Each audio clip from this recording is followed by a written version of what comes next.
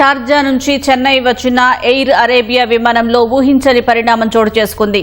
విమానం టాక్సీవేపై నెమ్మదిగా కదులుతూ ఉండగా ఓ ప్రయాణికుడు అకస్మాత్తుగా అత్యవసర ద్వారం తెరిచి కిందకు దూకేశాడు. ఈ ఘటనతో విమానంలోని తోటి ప్రయాణికులు తీవ్ర భయాందోళనలకు గురయ్యారు.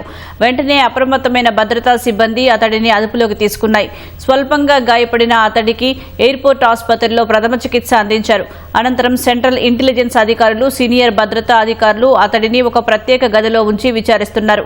తమిళనాడులోని పుదుక్కోట్టై జిల్లాకు చెందిన నిజాముద్దీన్ షరీఫ్ గా అతడిని గుర్తించారు. అతడి మానసిక స్థితి సరిగా లేనట్లు అధికారులు భావిస్తున్నారు. అయితే అతడికి నిజంగానే మానసిక సమస్యలు ఉన్నాయా లేదా ఏదైనా ఉగ్ర సంస్థతో సంబంధాలు ఉన్నాయా అనే కోణంలో అధికారులు ముమ్మరంగా దర్యాప్తు చేస్తున్నారు. ఈ ఉదంతంతో ఎయిర్పోర్టు కార్యకలాపాలకు స్వల్ప అంతరాయం ఏర్పడింది. ముందు జాగ్రత్తగా గంటపాటు ప్రధాన రన్వేను మూసివేశారు. లండన్ నుంచి చెన్నై రావాల్సిన బ్రిటిష్ ఎయిర్వేస్ విమానాన్ని బెంగళూరుకు మళ్లించారు.